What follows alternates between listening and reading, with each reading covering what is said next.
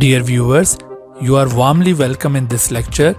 Kindly subscribe this channel and also press the bell icon below so that you could be notified about any new video from Biology Guardian. Thank you.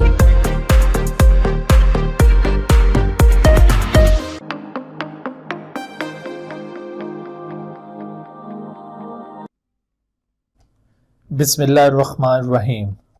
रब्बिश्रह ली सदरी व यस्सिर ली अमरी वहलुल उक़दतम मिन लिसानी यफ़क़हू क़ौली। Assalamu alaikum students, welcome in lecture number 8 of chapter 10 NBF Biology 11, in which we are going to study translocation of organic solutes. अच्छा बच्चों, आज हमने discuss करना है translocation of organic solutes. Translocation of organic solute, this is the kind of transport of material within the plant body। ठीक है, plant body के अंदर मुख्तलिफ तरह की ट्रांसपोर्ट होती है। कुछ चीजें आउटसाइड से इनसाइड मूव करती हैं, जैसे आपने अपटेक ऑफ वाटर का एक टॉपिक पढ़ा था, या इसी तरह से प्लांट अपटेक ऑफ मिनरल करता है फ्रॉम सॉइल, तो वो बाहर से अंदर चीजों की मुंतकली होती है। लेकिन असेंट ऑफ सैप, जिस तरह हमने डिस्कस किया था कि movement of material with in the plant body, बिल्कुल इसी तरह से ये translocation of organic solute is the movement of organic food, movement of organic food. और वो ऑर्गेनिक फूड, उसको आप समटाइम प्रिपेयर्ड फूड भी कहते हैं, क्योंकि organic food, organic materials plant ने खुद सिंथेसाइज किए होते हैं, तो इस वजह से उस ऑर्गेनिक फूड को आप प्रिपेयर्ड फूड भी कह सकते हैं। So that prepared food from one region to another within plant body, from one region to another within plant body। Ascent of sap की तरह हम इसकी डायरेक्शन को करेक्टराइज नहीं कर सकते, जिस तरह ascent of sap upward direction में मूवमेंट होती है वाटर और मिनरल्स की फ्रॉम रूट्स टू लीव्स, जबकि यहां पर हम इस तरह से डायरेक्शन को स्पेसिफाई नहीं कर सकते, क्योंकि ये मुख्तलिफ रीजन्स में ये मूवमेंट हो रही होती है। इस वजह से आप यहां पर डिफाइन करते हुए यही लिखेंगे कि मूवमेंट ऑफ ऑर्गेनिक और prepared food from one region to another within the plant body. तो इसको हम अगर डायरेक्शन को स्पेसिफाई करने की कोशिश करें कि ये डायरेक्शन क्या होगी, किस तरह से ये मूवमेंट परफॉर्म होती है, किस डायरेक्शन में ये मूवमेंट परफॉर्म होती है, तो डायरेक्शन ऑफ ट्रांसलोकेशन को आप यूं करेक्टराइज करेंगे, डायरेक्शन ऑफ ट्रांसलोकेशन। तो डायरेक्शन ऑफ ट्रांसलोकेशन आप इस तरह से बताएंगे कि this is the movement of food from source to sink. आप इसकी डायरेक्शन को करेक्टराइज करने के लिए आप वर्डिंग यूज करेंगे सोर्स टू सिंक। ठीक है, ये मूवमेंट हमेशा एक सोर्स से सिंक की जानिब होती है। This is the movement of organic food या prepared food from a source towards a sink. अब ये सोर्स और सिंक में फर्क क्या है, सोर्स किसे कह रहे हैं और सिंक क्या चीज है? असल में सोर्स एरिया ऑफ सप्लाई कहलाता है। Source can be defined as area of supply of food. Source is, this is the area of supply of food. जहां से फूड की सप्लाई होगी वो सोर्स कहलाएगा, और जिस जगह पर फूड ने जाकर डिपॉजिट होना है, जहां पर फूड ने जाकर यूटिलाइज होना है, उस जगह को सिंक कहा जाएगा। This is area of utilization of food, area of utilization of food. अब ये एरिया ऑफ सप्लाई क्या हो सकते हैं? एरिया ऑफ सप्लाई में be the food manufacturing organ, जहां पर फूड की मैन्युफैक्चरिंग हुई है और उसके बाद फिर वहां से वो फूड डिफरेंट बॉडी पार्ट्स में प्लांट के अंदर ट्रेवल करता है, तो वो फूड मैन्युफैक्चरिंग ऑर्गन हो सकता है कोई, मिसाल के तौर पर जैसे लीफ। ठीक है, food manufacturing organ such as leaf, इसकी एग्जांपल क्या होगी? लीफ, जहां पर फूड सिंथेसाइज हो रहा है, तो फूड मैन्युफैक्चरिंग ऑर्गन हो सकता है सच एज लीफ। या फिर ये कोई स्टोरेज ऑर्गन भी हो सकता है, या फिर कोई स्टोरेज ऑर्गन जहां पर फूड ने जाकर स्टोर होना होता है, और स्टोर होने के बाद फिर वहां से सम टाइम वो सप्लाई होना शुरू हो जाता है, तो ये कोई स्टोरेज ऑर्गन भी हो सकता है। स्टोरेज ऑर्गन मिसाल के तौर पर जैसा कि रूट आमतौर पर फूड स्टोर करने के साथ कंसर्न है, तो रूट के अंदर फूड स्टोर्ड है, या फिर इसी तरह से एक सीडलिंग के सीड के अंदर फूड स्टोर होता है और वहां से उसको सप्लाई जारी होती है। तो इस तरह आप देखिए कि सीड्स हो या फिर रूट हो, तो ये स्टोरेज ऑर्गन्स हैं और इन स्टोरेज ऑर्गन्स में फूड जब स्टोर हो जाता है और वहां से फिर बॉडी के डिफरेंट पार्ट्स को जब सप्लाई होने लगे तो उस वक्त आप रूट और सीड को सोर्स कंसिडर कर सकते हैं। अभी आप देखिएगा कि हम रूट और सीड को सिंक में भी इंक्लूड करेंगे। सिंक के तौर पर भी स्टोरेज ऑर्गन्स को लिया जाता है, क्योंकि जब इनके अंदर फूड स्टोर हो रहा होगा उस वक्त ही सिंक होंगे, लेकिन जब ये फूड की सप्लाई कर रहे होंगे, डिफरेंट पार्ट्स में फूड यहां से मुंतकिल हो रहा होगा, उस वक्त ये सोर्स के तौर पर एक्ट करेंगे। तो दूसरी तरफ जो सिंक हमने अभी डिफाइन किया कि area of utilization of food, तो यूटिलाइजेशन कैसे होती है फूड की? यूटिलाइजेशन दो तरह से हो सकती है, या तो कोई मेटाबोलाइजिंग ऑर्गन हो सकता है जहां पर मेटाबॉलिज्म हो रहा हो, जो एक्टिव मेटाबॉलिज्म से कंसर्न है। मिसाल के तौर पर जैसे फ्रूट, तो फ्रूट के अंदर मेटाबॉलिक एक्टिविटीज हो रही होती हैं जिसकी वजह से फूड एक फॉर्म से दूसरी फॉर्म में कन्वर्ट होता है और इस तरह से वो फूड वहां पर आकर फिर स्टोर हो जाता है एक फाइनल फॉर्म के अंदर। तो ये फ्रूट एक रैपिड मेटाबॉलिक एक्टिविटीज से कंसर्न ऑर्गन है, तो ये एक सिंक के तौर पर एक्ट कर सकता है। या फिर यूटिलाइजेशन इस सेंस में भी हो सकती है कि अगर किसी जगह पर फूड स्टोर हो रहा है तो ये भी एक यूटिलाइजेशन है, स्टोरेज ऑफ फूड। तो स्टोरेज ऑर्गन्स, जैसे अभी मैंने आपको बताया था कि स्टोरेज ऑर्गन्स का डुअल रोल है। स्टोरेज ऑर्गन्स जब फूड स्टोर कर रहे होंगे तो उस वक्त ये सिंक के तौर पर बिहेव करेंगे, और जब यहां से फूड सप्लाई होना शुरू हो जाएगा तो तब ये सोर्स बन जाएंगे। ठीक है, तो रूट और सीड्स, इनकी एग्जांपल्स आप यहां पर भी कोट कर सकते हैं। तो आपने देखा कि प्लांट के बाज ऑर्गन्स सोर्स हैं, तो बाज ऑर्गन्स सिर्फ सिंक का रोल प्ले कर रहे हैं, और बाज ऑर्गन्स ऐसे हैं जो सोर्स और सिंक दोनों का रोल प्ले करते हैं। यानी वो एक सीजन में या किसी एक वक्त में अगर सिंक हैं तो दूसरे किसी वक्त के अंदर वो सोर्स के तौर पर बिहेव करेंगे। लिहाजा आपने ट्रांसलोकेशन ऑफ ऑर्गेनिक सोल्यूट को डिफाइन करते हुए आपने डायरेक्शन को इस तरह से करेक्टराइज करना है कि डायरेक्शन क्या होगी ट्रांसलोकेशन ऑफ ऑर्गेनिक सोल्यूट्स की, कि this organic solutes always move from a source towards a sink. आपने डायरेक्शन को यूं करेक्टराइज नहीं करना कि ये रूट से लीफ की तरफ या लीफ से रूट की तरफ या अपवर्ड या डाउनवर्ड, इस तरह की वर्डिंग आप हरगिज यूज नहीं करेंगे ट्रांसलोकेशन के कॉन्सेप्ट को एक्सप्लेन करते हुए। आपने डायरेक्शन ऑफ ट्रांसलोकेशन को एक्सप्लेन करते हुए हमेशा सोर्स और सिंक का कॉन्सेप्ट यहां पर एक्सप्लेन करना है, और ये सोर्स और सिंक में आपको डिफरेंस पता चल गया कि सोर्स क्या चीज है और सिंक क्या चीज है। अच्छा, अब दूसरी बात यहां पर जो हमने डिस्कस करनी है वो है पाथ ऑफ ट्रांसलोकेशन। ये ट्रांसलोकेशन होगी किस रास्ते से, इसका पाथ क्या होगा? तो पाथ ऑफ ट्रांसलोकेशन का जहां तक ताल्लुक है तो ट्रांसलोकेशन फ्लोएम के जरिए होती है। पाथ ऑफ ट्रांसलोकेशन, इसमें आपने फ्लोएम का जिक्र करना है। जैसे आपने असेंट ऑफ सैप में जाइलम का रोल एक्सप्लेन किया था, बिल्कुल इसी तरह से जो ट्रांसलोकेशन ऑफ ऑर्गेनिक सोल्यूट है ये हमेशा फ्लोएम के जरिए होता है, क्योंकि जाइलम और फ्लोएम ये दो ही कंडक्टिंग टिश्यूज हैं, वेस्क्यूलर टिश्यूज हैं प्लांट्स के अंदर। तो पाथ ऑफ ट्रांसलोकेशन में आपने यहां पर फ्लोएम टिश्यू को एक्सप्लेन करना है। फ्लोएम भी जाइलम की तरह एक कॉम्प्लेक्स परमानेंट टिश्यू है।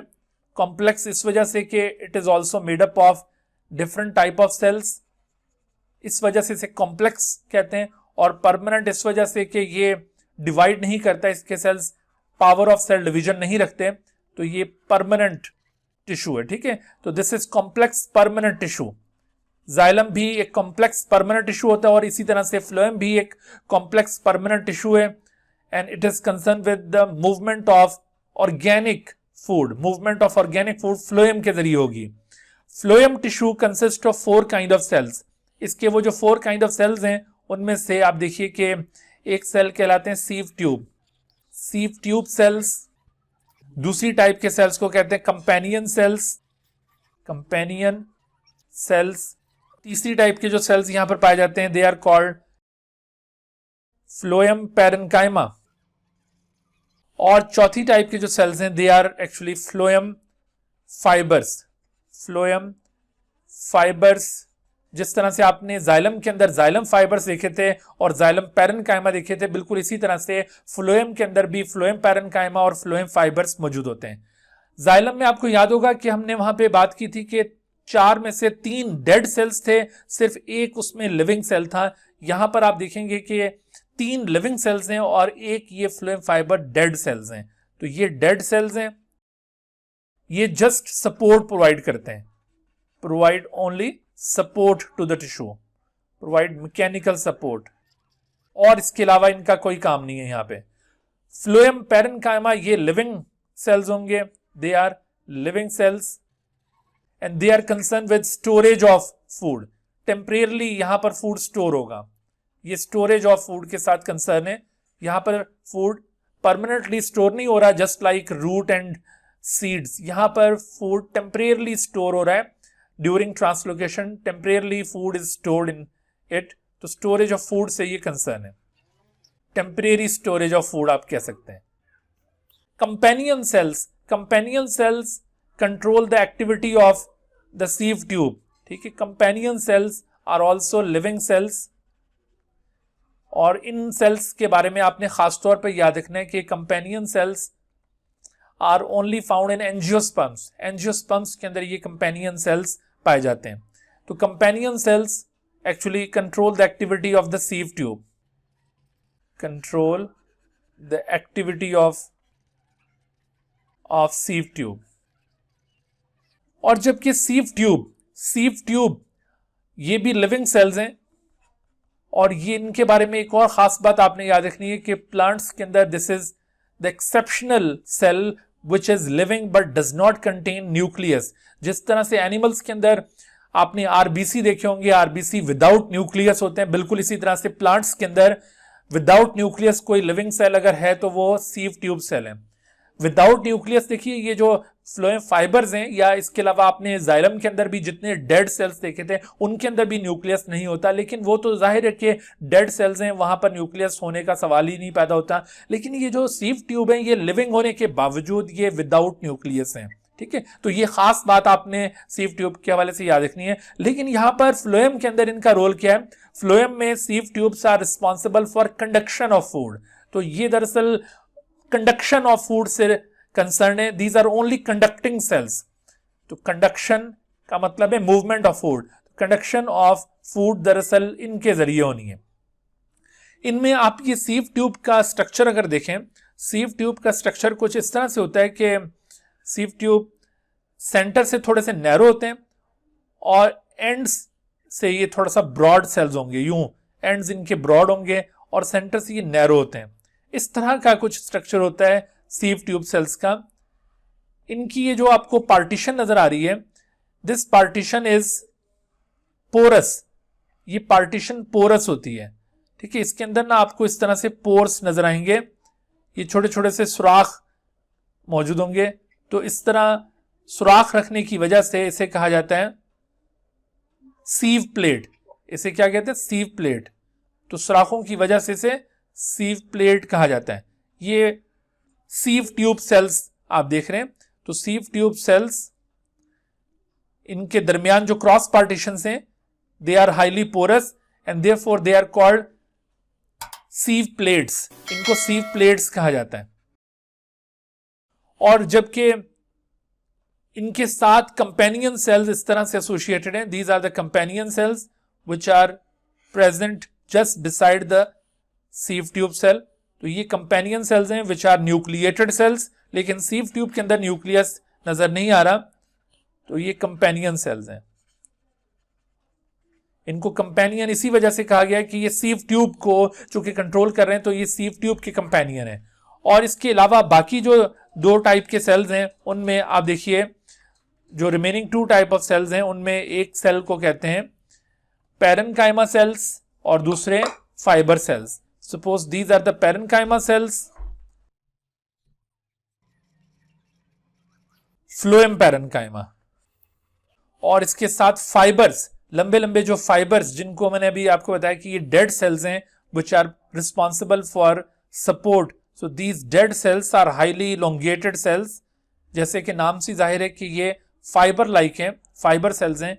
तो तो ये बहुत ही ज़्यादा नैरो होते हैं बट हाईली इलोंगेटेड सेल, और इनके अंदर का जो खाली जगह ल्यूमेन वो बहुत ही कम होती है, यानी बहुत थिक वॉल्ड ये सेल्स होंगे. So these thick walled cells are present adjacent to each other and they provide support. तो ये फाइबर सेल्स आपको नजर आ रहे हैं. ठीक है, तो ये 4 किस्म के सेल्स मिलकर phloem fibres, phloem parenchyma, companion cells और sieve tube, they collectively form the phloem tissue, और phloem tissue is the path of translocation. इनके जरिए ये ट्रांसलोकेशन होनी है. ठीक है जी. उसके बाद तीसरा एस्पेक्ट हम देखते हैं. तीसरा एस्पेक्ट कि जो यहां पर फूड ट्रांसलोकेट होगा उसकी कंपोजिशन क्या है. Composition of translocating fluid. Translocating fluid. तो ट्रांसलोकेटिंग फ्लूइड की कंपोजिशन अगर आप स्टडी करें तो अक्सर कंपोजिशन ऑफ ट्रांसलोकेटिंग फ्लूइड को स्टडी करने के लिए हनी ड्यू यूज किया जाता है. हनी ड्यू किसे कहते हैं? Honey due basically term use की जाती है. एक छोटा सा ये ड्रॉपलेट होता है जो कि एफिड की बैक साइड से, एफिड की एनस से ओरिजिनेट होता है. एफिड एक स्मॉल इंसेक्ट है. Aphid is a small insect जिसे आमतौर पर फ्लोएम फीडर भी कहा जाता है. तो ये फ्लोएम फीडर के आगे एक माउथ पार्ट बना होता है which is very much pointed and tube like. Suppose करें कि दिस इज एफिड. एफिड को आमतौर पर फ्लोएम फीडर भी कहा जाता है. This is also known as phloem feeder. तो ये फ्लोएम फीडर या इसको प्लांट पैरासाइट भी आप कह सकते हैं. एफिड जब ये किसी भी प्लांट को बाइट करते हैं तो अपना ये जो माउथ पार्ट है which is known as stylet, this mouth part is known as stylet. तो इस स्टाइलेट को ये फ्लोएम के अंदर पेनिट्रेट कर देते हैं. प्लांट का जो फ्लोएम है उसके अंदर ये पेनिट्रेट कर देंगे, और जब ये यहां से फ्लोएम सैप को सक करते हैं तो फ्लोएम सैप सक होने के बाद इनकी गट में से गुजरता हुआ, देखो ये आगे इनकी गट है और इस गट से ये गुजरता हुआ ये अल्टीमेटली ये पहुंच जाता है ये इनके एनस वाले रीजन में, और यहां से ये इस तरह से ड्रॉपलेट की शक्ल में इधर अपीयर हो रहा होता है. So this is a small droplet containing phloem SAP. ठीक है, इसके अंदर ये फ्लोएम सैप मौजूद है. तो ये हनी ड्यू कहलाता है. This droplet is actually called as honey dew. आप इस हनी ड्यू की अगर कंपोजिशन चेक करेंगे तो इसकी कंपोजिशन एग्जैक्टली वही कंपोजिशन होगी जो कि फ्लोएम सैप की कंपोजिशन होती है. तो अक्सर ये एफिड का जो हनी ड्यू है उसको चेक करके कंपोजिशन ऑफ ट्रांसलोकेटिंग फ्लूइड को एनालाइज किया जाता है. तो एक्चुअली हमने ट्रांसलोकेटिंग फ्लूइड की कंपोजिशन को जब चेक किया ये हनी ड्यू कलेक्ट करके, तो हमें पता चला कि यहां पर तकरीबन कोई 20 to 25% ड्राई मैटर और रिमेनिंग वाटर है. इस फ्लोएम सैप के अंदर दो चीजें मौजूद हैं. इसके अंदर 20 to 25% ड्राई मैटर मौजूद है और बाकी इसके अंदर वाटर है. Remaining is the water. अब ये जो 20 to 25% ड्राई मैटर है यानी पानी को निकालकर बाकी जो रह जाता है वो ड्राई मैटर कहलाएगा. इसमें से 90% दरअसल सुक्रोज है. 90% of this amount is sucrose, और बाकी के जो 10% हैं वो अदर सब्सटेंसेस हैं. अदर सब्सटेंस जिसमें हार्मोन्स वगैरह आ जाएंगे और दूसरे ऑर्गेनिक सोल्यूट्स हो सकते हैं. तो other substances together constitute just 10%, और जबकि sucrose constitute 90% of this dry matter. इसका मतलब है कि ट्रांसलोकेटिंग फ्लूइड की जो मेन कंपोजिशन है वो क्या है? वो है सुक्रोज. ट्रांसलोकेशन हमेशा सुक्रोज की फॉर्म में होती है. आपको बायोमॉलिक्यूल्स वाला चैप्टर भी याद होगा, वहां पर भी इस सुक्रोज का ये रोल एक्सप्लेन किया था कि सुक्रोज की फॉर्म में ट्रांसलोकेशन होगी. दरअसल फूड जब मैन्युफैक्चर होता है ना तो मैन्युफैक्चरिंग ऑफ फूड होगी in the form of glucose. Glucose की फॉर्म में synthesis of food take place होता है. Synthesis of food in plant body take place in the form of glucose. But when the glucose has to move to different parts of the body, यानी when the food has to move in different parts of the body, तो ये food glucose से convert हो जाएगा into sucrose. तो ये जो transport food है, ट्रांसपोर्टिंग या translocating fluid, translocating food is actually the sucrose, और इसके मुकाबले में जब ये जाकर स्टोर होगा, स्टोरेज ऑर्गन्स के अंदर जब स्टोर होता है ये, तो वहां जाकर फिर दोबारा ये कन्वर्ट हो जाता है। तो स्टोरेज फूड वो कौन सा फूड है? Storage food is actually the starch, यानी यही सुक्रोज आगे जाकर फिर ये स्टार्च में ट्रांसफॉर्म हो जाएगा। तो आप देखिए ये तीनों कार्बोहाइड्रेट्स की डिफरेंट फॉर्म्स हैं। ग्लूकोज की शक्ल में फूड की सिंथेसिस होती है, सुक्रोज की फॉर्म में ये ट्रांसलोकेट करता है, और स्टार्च की फॉर्म में इसका स्टोरेज होगा। बायोमोलिक्यूल्स वाले चैप्टर में आपको ये रीजनिंग भी बताई थी कि सुक्रोज की फॉर्म में ही ट्रांसलोकेशन क्यों होती है। तो दरअसल सुक्रोज की फॉर्म में ट्रांसलोकेशन इस वजह से होती है, एक तो सुक्रोज हाईली वाटर सॉल्युबल है, ठीक है, sucrose is highly water soluble, यानी बहुत जल्दी ये डिसॉल्व होता है। जाहिर है एंजाइम्स कन्वर्ट करते हैं, मेटाबॉलिक पाथवेज बने होंगे सेल्स के अंदर, तो उन एंजाइम्स की मदद से ये कन्वर्जन होती है। हम वो कन्वर्जन को यहाँ पे अभी डिस्कस नहीं कर रहे ना, तो हम यहाँ पर बात कर रहे हैं ये जो ट्रांसलोकेटिंग फूड है या ट्रांसलोकेटिंग फ्लूइड, उसका मेन कंपोनेंट सुक्रोज है। तो सुक्रोज की फॉर्म में ट्रांसलोकेशन क्यों हो रही है? एक तो आपको मैंने बताया कि sucrose is highly water soluble compound, तो आप कहेंगे कि भाई ग्लूकोज तो मोनोसेक्राइड है और सुक्रोज एक डाइसेक्राइड है, और मोनोसेक्राइड्स के बारे में तो हमने पढ़ा था कि वो ज्यादा वाटर सॉल्युबल होते हैं, तो फिर ग्लूकोज की फॉर्म में ट्रांसपोर्ट क्यों नहीं हो रहा फूड? तो दूसरा एक और रीजन भी है। दूसरा एक और रीजन ये है कि unlike glucose and other monosaccharides and other disaccharide, ये जो सुक्रोज है ये नॉन रिड्यूसिंग शुगर है। Sucrose is non reducing sugar.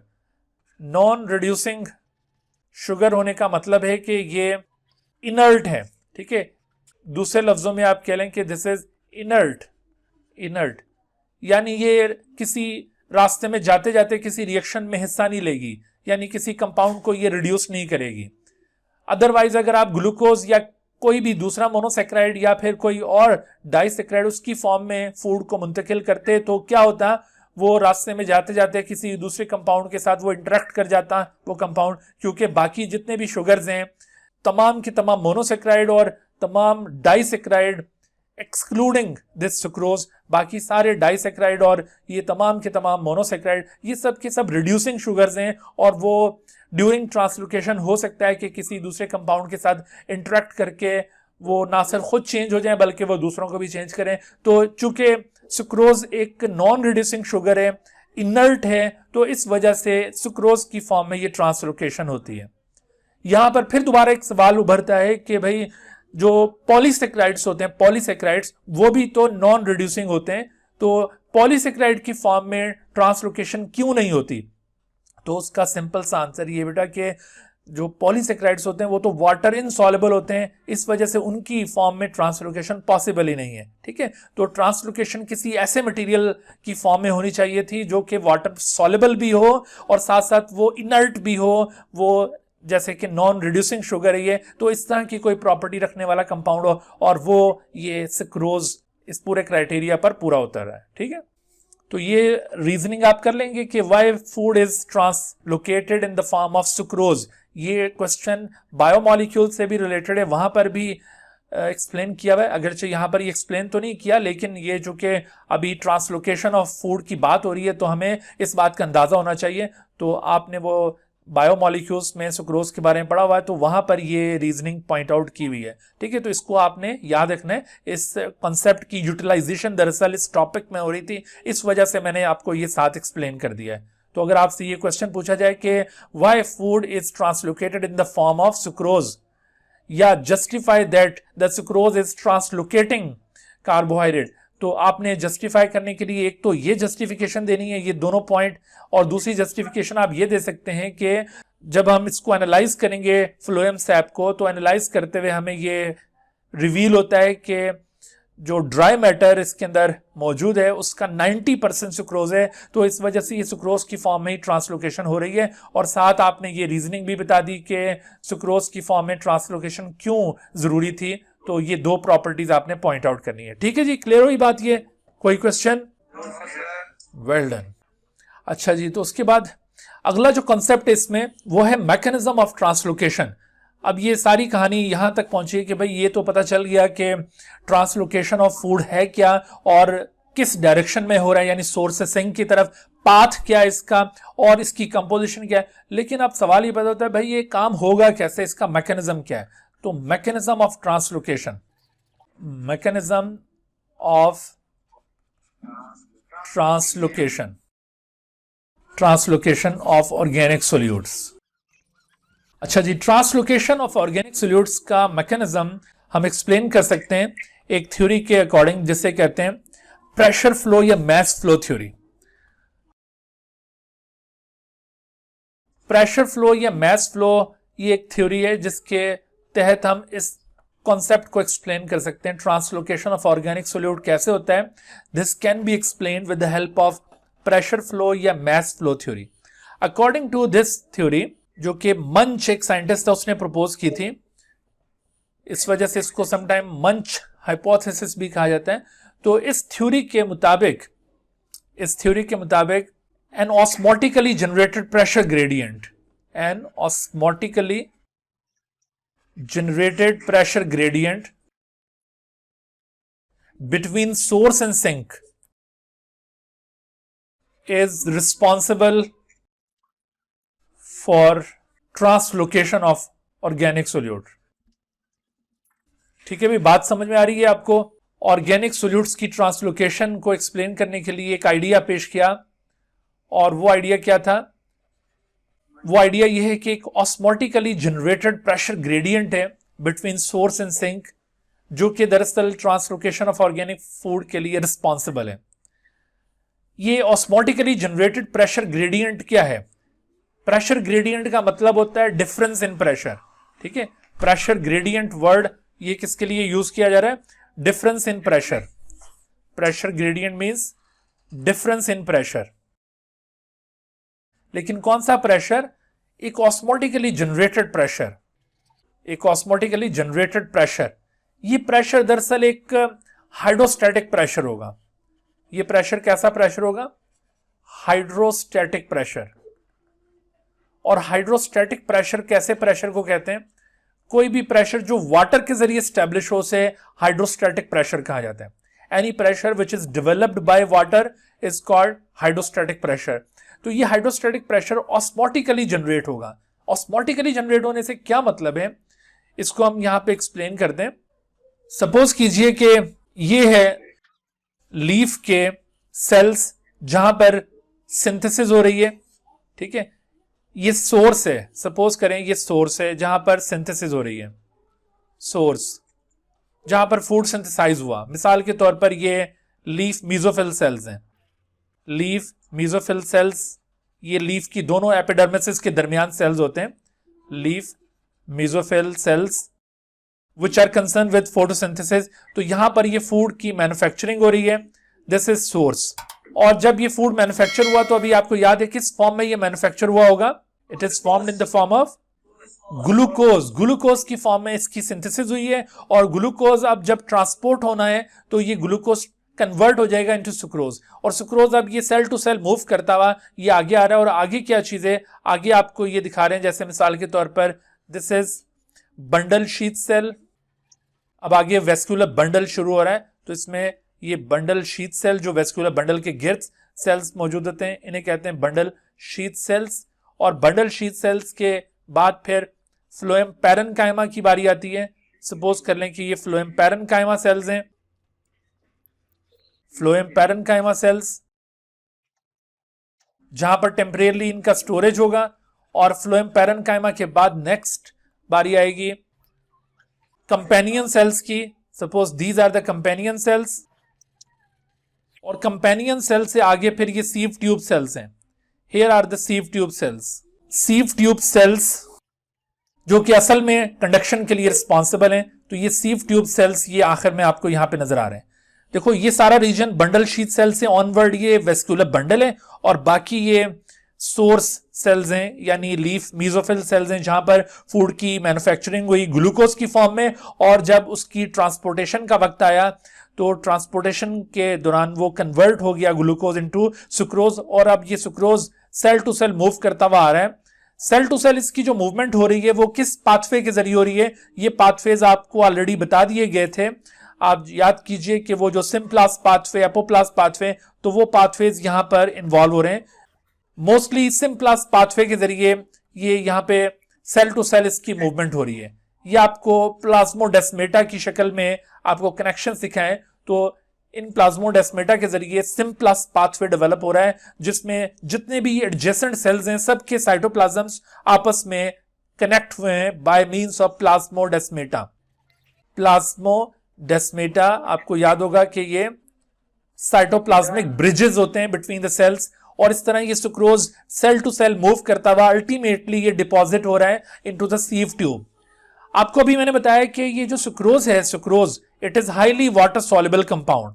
Sucrose is highly water soluble compound, लिहाजा जैसे ही सीव ट्यूब के साइटोप्लाज्म के अंदर सुक्रोज ऐड होगा तो due to the addition of sucrose in the sieve tube cells solute concentration will be increased, but the solute potential and the water potential will become decreased। ठीक है, आपने ये points याद रखने। क्या हुआ है कि due to deposition of sucrose in the sieve tube, concentration of solute की जो कंसंट्रेशन है वो इंक्रीज हो गई है।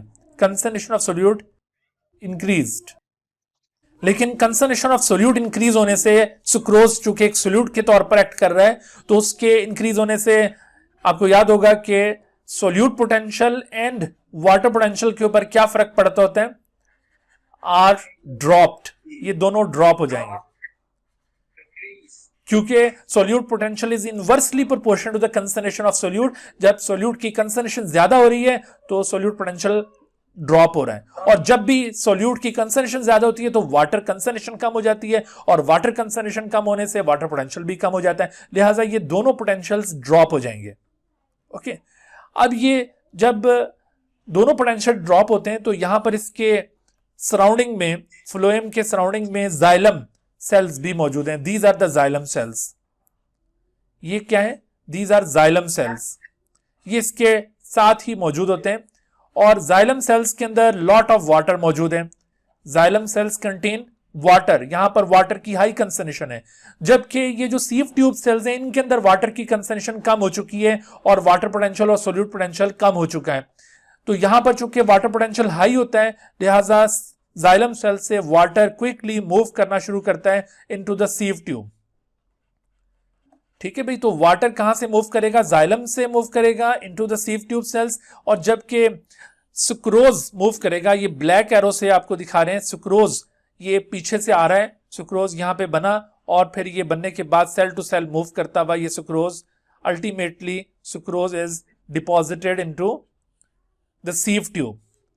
तो सुक्रोज सीव ट्यूब के अंदर ये डिपॉजिट हो रहा है, ये ब्लैक एरो से हम सुक्रोज की डेपोजिशन दिखा रहे हैं, और जब ये सुक्रोज यहां पे डिपॉजिट हुआ जिससे कंसंट्रेशन ऑफ सोल्यूट इंक्रीज हुई, तो सोल्यूट पोटेंशियल और वाटर पोटेंशियल वो ड्रॉप हो गए, और इनके ड्रॉप होने से जो सराउंडिंग जाइलम सेल्स हैं वहां से अब वाटर भी एंटर होना शुरू हो गया है into the sieve tube cell. अब वाटर के यहां पर एंटर होने से वाटर की मूवमेंट क्या कहलाती है? वाटर की मूवमेंट को ऑस्मोसिस कहते हैं। ठीक है, तो अब वाटर के ऑस्मोसिस की वजह से यहां पर एक वाटर का प्रेशर बिल्ट होना शुरू हो गया है। जैसे जैसे यहां पर वाटर एंटर होता जाएगा तो वाटर यहां पर एक प्रेशर बिल्ट करेगा, जो कि हकीकत में टर्गर प्रेशर है, लेकिन इस टर्गर प्रेशर को आप हाइड्रोस्टैटिक प्रेशर भी कह सकते हैं, बिकॉज ये प्रेशर वाटर की वजह से डेवलप हो रहा है, इस वजह से ये हाइड्रोस्टैटिक प्रेशर है। तो ये टर्गर प्रेशर, ये हाइड्रोस्टैटिक प्रेशर, ये प्रेशर दरअसल एक ऑस्मोटिकली जनरेटेड प्रेशर है। ठीक है, इस प्रेशर को क्या कहते हैं? Osmotically generated pressure. ये जो हमने इस थ्योरी के अंदर बात की ना कि an osmotically generated pressure is responsible, तो ये प्रेशर कहां पे बिल्ट हो रहा है? This pressure has been developed in the phloem tissue present in the source reason.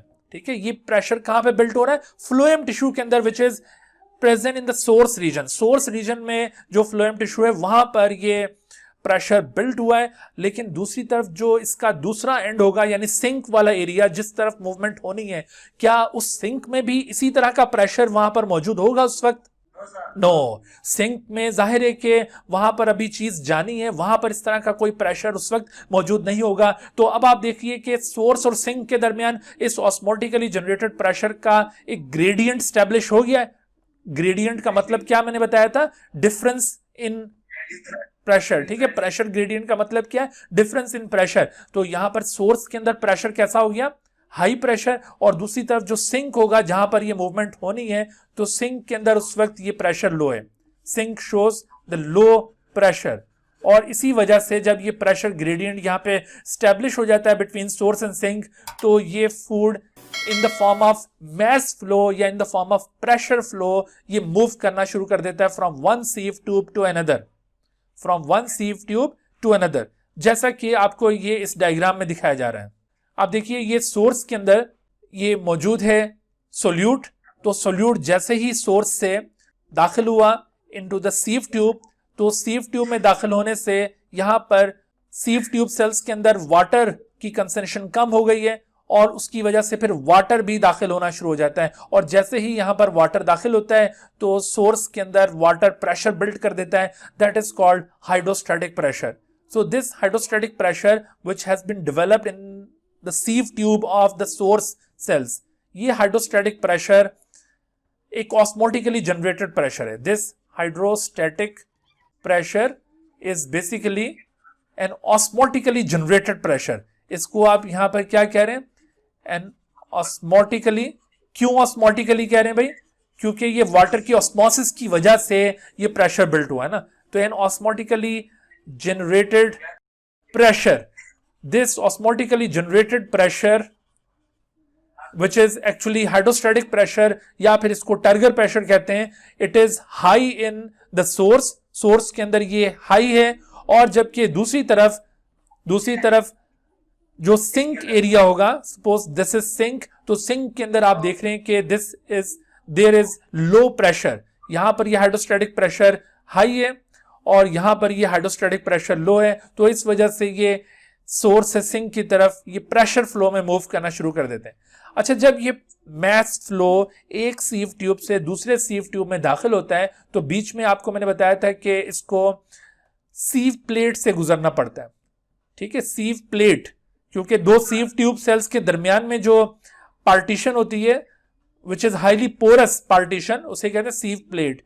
तो सीव प्लेट चूंकि पोरस है, तो यहां से गुजरते हुए उसकी वेलोसिटी इंक्रीज हो जाती है, ठीक है। यहां से गुजरते हुए उसकी वेलोसिटी इंक्रीज हो जाएगी। जैसे आपको एक फिजिक्स का प्रिंसिपल पता होगा कि आप अगर किसी भी फ्लूइड को किसी नैरो बोर से गुजारते हैं, तो नैरो बोर से गुजरने पर उसका जो फ्लो रेट है, ठीक है, रेट ऑफ फ्लो, वो इंक्रीज हो जाता है। जैसे इसकी आप कॉमन एग्जांपल यूं देख लीजिए कि अगर आप किसी गार्डन में पानी वाटरिंग कर रहे हो, प्लांट्स को पानी दे रहे हैं, तो आप देखते हैं कि जिस पाइप के जरिए आप पानी दे रहे होंगे वहां पर गार्डन के अंदर, तो उस पाइप के आगे अगर आप अपना हाथ रखें, अपना अंगूठा रखें, या फिर आगे उसके एक नैरो एक नोजल मिलती है वो लगा दें, तो उससे आप देखें उसका जो फ्लो रेट है वो इंक्रीज हो जाएगा, यानी वो ज्यादा प्रेशर से वो आगे निकलेगा, उसकी वेलोसिटी जो है वो इंक्रीज हो जाएगी। बिल्कुल इसी तरह से